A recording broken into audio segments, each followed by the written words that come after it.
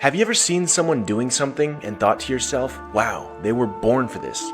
It's because they were operating in their zone of genius, and I'm going to show you how to find yours through the story of Dana White. Dana White is the president of the UFC who helped build the company from the ground up. He's undeniably one of the most influential people in the sport of MMA. So how did he take a sinking company barely worth $2 million and turn it into one of the biggest sports companies of all time, valued at over $12 billion? He operated in his zone of genius for over 20 years. Let me explain.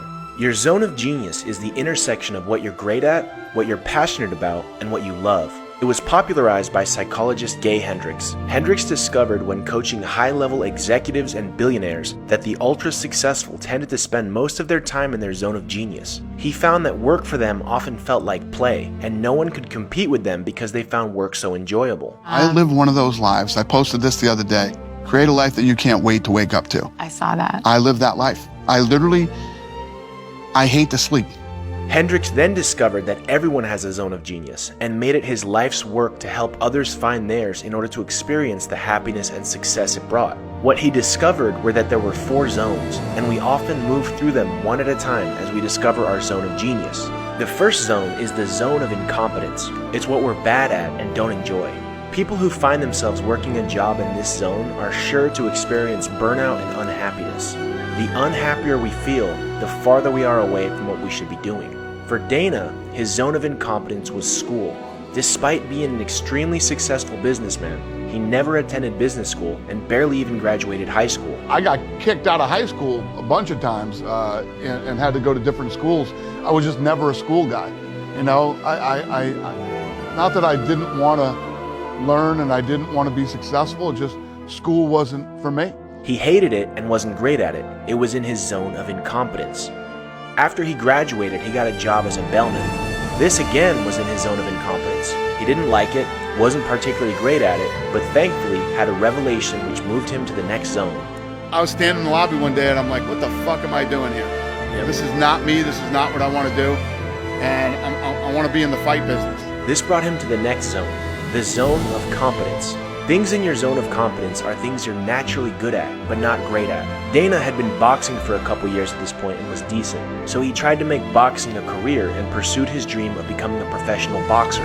In order to pay his bills while he trained, he became a boxing coach, a boxing aerobics instructor to be exact. As Dana was running his boxing aerobics classes for soccer moms, he was training hard in order to become a pro boxer.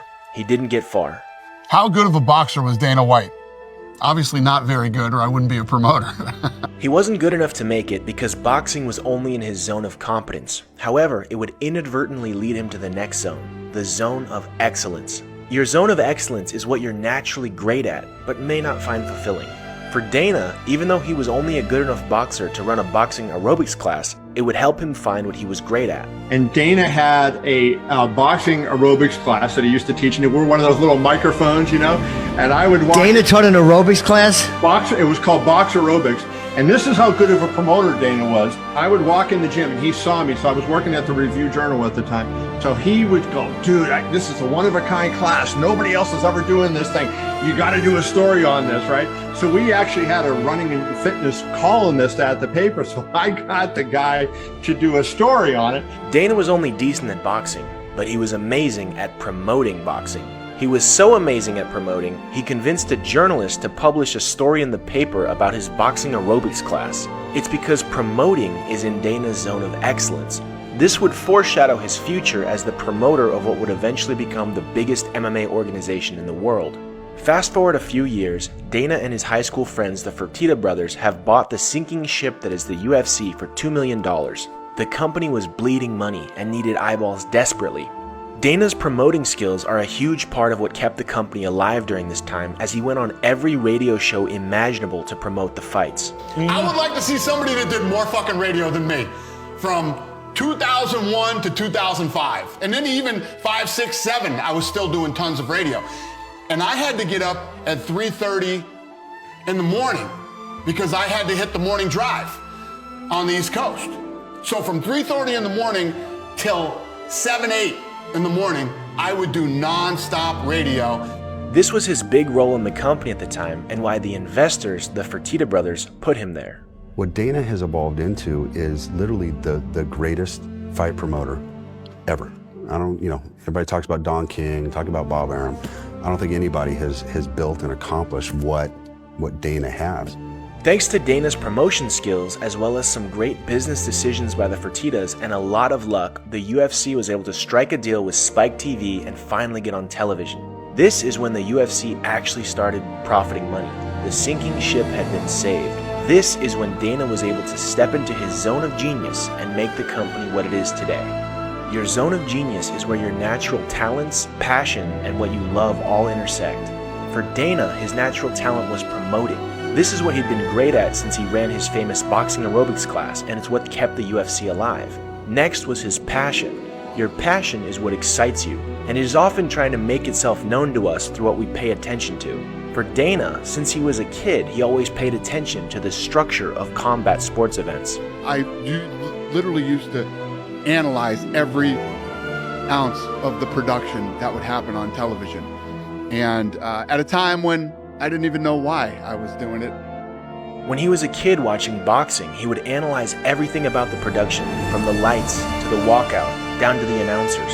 The presentation and a lot of the things, but it's how fucking weird is it that I even cared about this shit at that point in my life and that time in my life? What impact could I possibly have on it? This was his passion trying to make itself known to him. He was passionate about putting on the greatest events possible and was noticing the fine details and what he would improve. Boxing would end up being his blueprint for UFC events that he improved on. Certain things that I loved about boxing, I incorporated into the UFC. Things that I hated about boxing, I made sure that the UFC stayed far away from. Pay attention to what you pay attention to. This is a unique piece that's important for finding your zone of genius. Take Dom Cruz, for example. I actually analyze all sports. Like, I'll sit and watch golf, I'll sit and watch tennis, volleyball, football, all these different sports. I catch myself, I'll flip through the channels and see it, and I'm just kind of watching it, and I catch myself seeing mixed martial arts in these other sports. He sees mixed martial arts in everything, even other sports, because his passion is analyzing mixed martial arts. Lo and behold, he ends up becoming one of the greatest MMA analysts ever. What do you pay attention to? I'd love to know in the comments. So Dana paid attention to the structuring of boxing events. This was a hint for him, and what would eventually lead to him structuring UFC events. He analyzed every little detail in order to put on the greatest shows he could, and he still does it to this day. I'm always looking for perfection. I want the perfect show every Saturday night, and it can be, I'm unhappy with something that's happening here. Music's too loud. Music's too low. This is while we're live. These are all the little details that I'm looking at during the fight. And then what's happening inside the octagon, I cannot fucking control, okay? But what's happening on that monitor, I can. Dana White is a billionaire with hundreds of employees. The fact that he still fine-tunes every single detail for every event as it's happening, instead of paying someone else to do it, is a testament to how passionate he is about putting on the greatest events possible. I want to make sure that everybody's experience on television and in the live event is as fucking close to perfect as we can get. So Dana's excellent at promoting and passionate about putting on the best events possible. This brings us to the last piece of our zone of genius, what we love. For Dana, he loves two main things, fighting and business. Lucky for him, he's in the fighting business and he loves it. I hate sleeping. I've never heard that before. I hate sleeping. How much sleep do you get? Not much. What's that? 4 or 5 a night. I hate sleep. I love every minute of my life. Love every minute of it. I can't wait to wake up tomorrow. Dana White loves every minute of his life because he's operating in his zone of genius. He loves the fighting business. He's passionate about putting on the best fighting events possible, and he's gifted at promoting.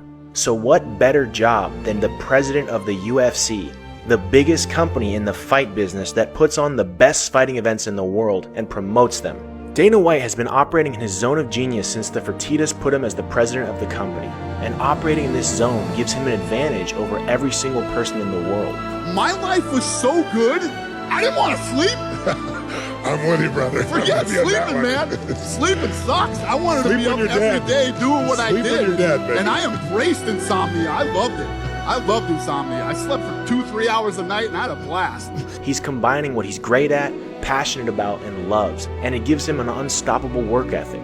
He is a billionaire that still works 12 hours a day and can't wait to get up and do it again. It's impossible to compete against someone like that. Dana has been in the game for 20 years and still loves every second. It's because he's operating in his zone of genius. He's doing what he was put here to do. And the reward for that is an unbelievably fulfilling, successful, and happy life. When you operate in your zone of genius, not only do you love every moment, you also serve others. So make a decision, and you just might change the world. One of the things that I was very lucky in my life with is I knew exactly what I wanted to do. From the time I was a young age, I knew I wanted to be in the fight business, and people thought I was crazy. And at the end of the day, it's really about that you love what you're doing, and it's about the journey. You have to get to a point where you don't doubt yourself. You're so into this thing, and you know that it's going to work. Timing is everything in life. Timing is everything. Stay on your course, stay focused, and keep your eye on the prize, and everything comes together. So how can you find your zone of genius? The 3 main questions to ask yourself. Number 1, what do you naturally excel at? Number 2, what do you pay attention to that others don't? And number 3, what do you love? Your zone of genius is something you were tailor-made for and have the potential to be the best in the world at. When you operate in your zone of genius, you find fulfillment and make the world a better place. So what are you waiting for?